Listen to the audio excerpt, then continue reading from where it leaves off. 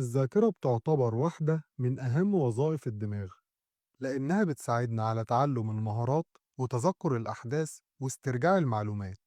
في فيديو النهاردة هقولك على 4 أسرار هتساعدك إنك تقوي الذاكرة، وكمان هقولك إزاي تقدر تحسن قدرتك على التركيز، وإزاي تقدر تخزن المعلومات في ذاكرتك لأطول مدة ممكنة.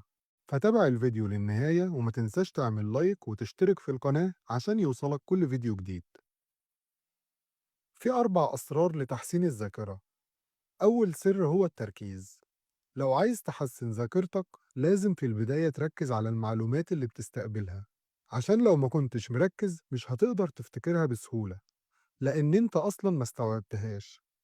وعشان تحسن تركيزك حدد الحاجة اللي عايز تحققها بوضوح. لما يكون عندك هدف محدد هيكون التركيز أسهل.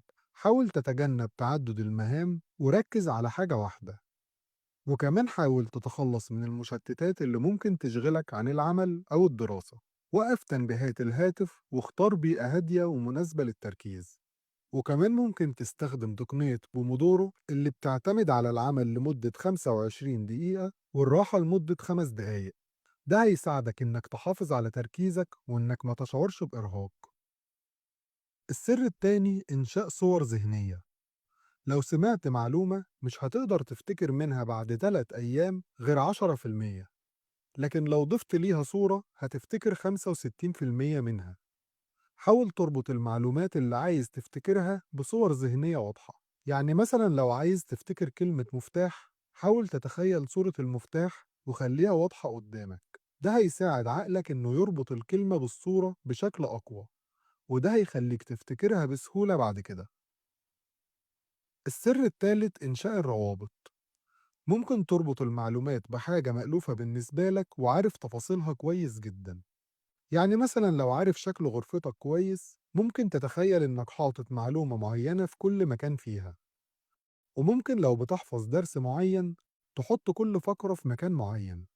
الفقرة الأولى ممكن تتخيلها في الجانب اليمين من الغرفة، والفقرة التانية ممكن تحطها على المكتب، والفقرة التالتة ممكن تحطها على السرير. وساعتها يا صديقي لما تيجي تراجع هتتخيل كل فقرة في المكان بتاعها وهتقدر تفتكرها بسهولة.